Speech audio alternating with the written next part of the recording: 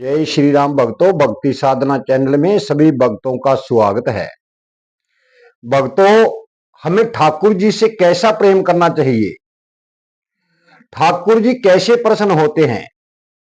जैसे सुदामा ने ठाकुर से प्रेम किया, साथ में ठाकुर जी उनके मित्र भी थे, क्योंकि संदीपन आश्रम में दोनों ने इकट्ठी ही शिक्षा ग्रहण की हुई थी। ठाकुर जी ने 64 विद्या 64 दिनों में पूरी करके आश्रम से लौट आए थे और सुदामा वहीं कई दिनों तक आश्रम में रहे। उसके बाद भगवान कृष्ण द्वारकाधीश बन गए और सुदामा के जीवन में गरीबी आ गई। सुदामा की शादी सुशीला से हुई और उनके 4 बच्चे हुए। भक्तों, सुदामा भगवान कृष्ण का अन्य भक्तों में से एक था और बड़ा प्रेम करता था। पूरा दिन कृष्ण कृष्ण कृष्ण मन के अंदर जपता रहता। तो एक दिन सुशीला को कहने लगे, सुदामा सुशीला से कहने लगे कि द्वारकाधीश मेरा मित्र भी है। जब बहुत ज्यादा गरीबी आ जाती है, 6-6 दिनों तक बच्चे भूखे पड़े रहते हैं, तो सुशीला अपने पति सुदामा को कहने लगी कि आप कहते हो कि द्वारकाधीश ठाकुर जी आपके मित्र हैं, तो जाकर कुछ मांग लो। पर सुदामा ने मना कर दिया कि नहीं, मैं नहीं मांगूंगा, क्योंकि वो मेरा परम मित्र है। बार बार कहने पर सुदामा एक दिन जाने के लिए तैयार हो जाता है। तो 1.25 मुट्ठी चावल पड़ोसियों से मांगकर सुशीला ने सुदामा को दिए कि अपने मित्र को दे देना। बड़ी मुश्किल से सुदामा अपनी कुटिया से जाते हैं और द्वारका के अंदर पहुंच जाते हैं और मन में सोचते हैं कि कहीं ठाकुर जी मुझे भूल तो नहीं गए, क्योंकि पुलिस कर्मचारियों ने उन्हें मिलवाना ठीक नहीं समझा। और बार बार कहने पर कर्मचारी जाकर ठाकुर जी को बताते हैं कि एक फटी पगड़ी वाला, उनके पैरों के अंदर चप्पल तक नहीं है, जूते तक नहीं है, वो आपका मित्र बता रहा है। तो ठाकुर जी ने पूछा कि उसका नाम क्या है? तो सैनिकों ने बताया कि आप उसका नाम सुदामा बता रहा है। भक्तों, जैसे ही हमारे ठाकुर जी रानियों के साथ बैठे हुए थे, नंगे पांव दौड़ पड़े, सिर पर मुकुट तक गिर गया।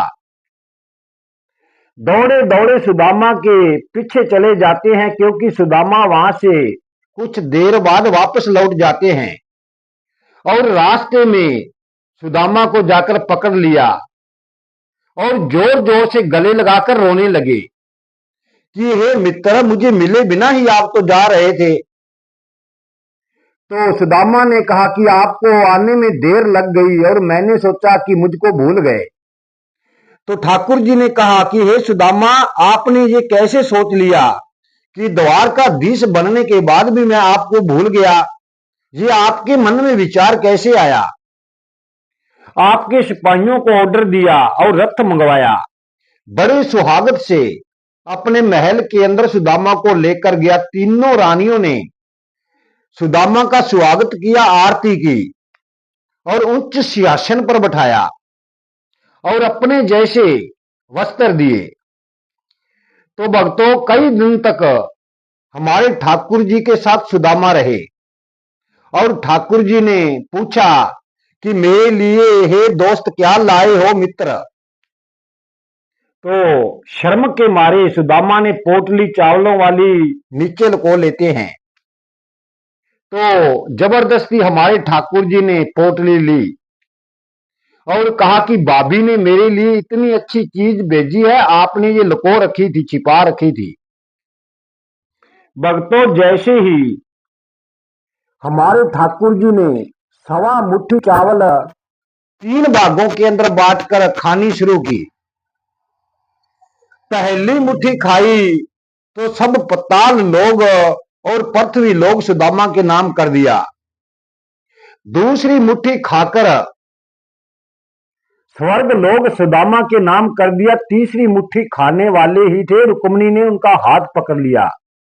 तीसरी मुट्ठी में अपना बैकुंठल धाम सुदामा के नाम करने वाले थे। तो रुक्मिणी जी कहती है कि आप कैसे पागल हो, एक भक्त के लिए सब कुछ गवा दोगे। तो हमारे ठाकुर जी कहते हैं कि रुक्मिणी कोई बात नहीं, मेरे भक्त के लिए चाहे मैं कुछ भी कर सकता हूं, तीनों लोग मेरे भक्त पर मैं वार सकता हूं, पर मुझे प्रेम करने वाला होना चाहिए। देखो हमारे ठाकुर जी ने कितनी सुंदर बात की, भक्तों के लिए मैं कुछ भी कर सकता हूं। कुछ दिन रहने के बाद सुदामा अपने घर पर लौटते हैं और भगवान कृष्ण से कुछ नहीं मांगते।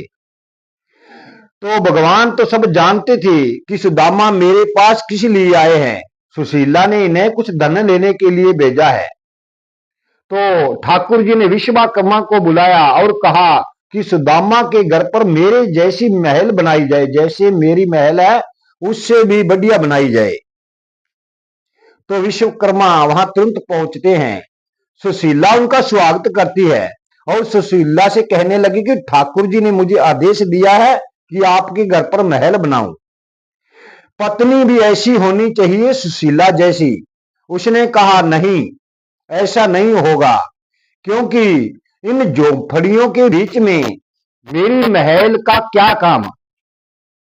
मैं इन्हीं लोगों से भिक्षा लेकर अपने बच्चे पालती रही, तो आज मेरी इस कुटिया के आसपास बीच में महल सुंदर नहीं लगेगी, इसलिए पहले ये बनवानी है तो सभी की महल बनवाओ। ऐसी दया की सागर सुशीला। बात सुनकर विश्वकर्मा ने ठाकुर जी से संपर्क साधा और पूछा कि हे ठाकुर जी, सुशीला महल बनाने के लिए मना कर रही है। वो कहती है कि हर परिवार का मेरे जैसा महल होना चाहिए। तो ठाकुर जी ने आदेश दिया कि सुशीला की एक एक बात का मोल चुका दो, जैसे कहती है वैसा ही कर दो। तो भक्तों वहां पर सभी महल बनवाए गए, कुटिया के स्थान पर बड़े अच्छे अच्छे महल बनवाए गए। अपनी शक्ति से विश्वकर्मा ने सुंदर महल बनाए और वहां पर लक्ष्मी रूपा रुक्मिणी वहां पर प्रकट हो जाती है। तो सुशीला को युवा होने का वरदान देती है कि आप सदा युवा बनी रहोगी। भक्तों जब हम ठाकुर जी से प्रेम करने लगे तो वो सब बिना मांगे ही सब कुछ कर देते हैं।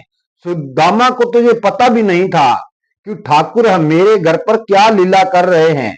रास्ते में जब सुदामा यही सोचते आते हैं कि ठाकुर जी ने मुझे कुछ नहीं दिया, तो जब घर पर आकर उनको पता लगता है कि ठाकुर जी ने तो बड़ी लीला की, मेरी पूरी कुटिया को महल में परिवर्तन कर दिया।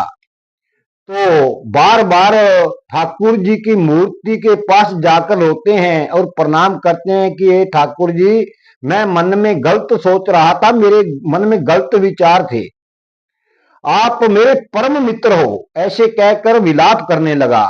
पर आसपास के पड़ोसियों ने सुदामा को समझाया कि आपसे ठाकुर जी बहुत प्रेम करते हैं, आज से हम भी भगवान कृष्ण से अति प्रेम करेंगे।